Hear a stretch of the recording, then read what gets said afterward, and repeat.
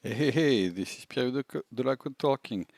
Imagine you have a catalog of files and you want to create a real catalog in an Excel file with a list of your documents. How would you do that? So let's jump into Teams. I actually have something that looks like it in my Teams, so I'm gonna go in the folder where my catalog is. So here I have a lot of resources that we can provide to our customers to explain how to use Teams.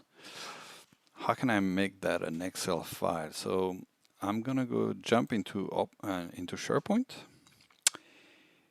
and you might know that in export there's an export feature, and so I can export actually everything in Excel. So let's see this Excel file.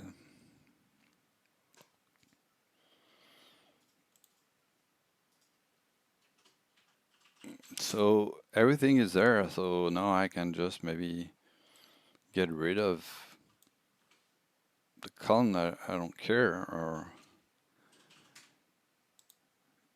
delete those columns.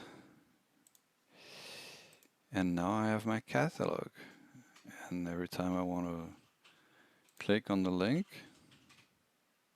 it will open my document directly. So I build an Excel catalog file from a SharePoint list actually, which was referred into Teams. Is that amazing? Probably you want to link directly to this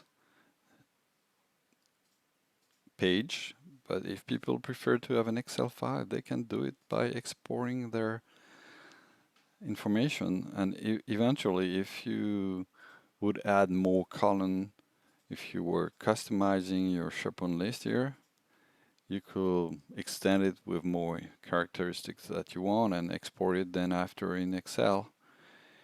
And this is it. Hope this was helpful.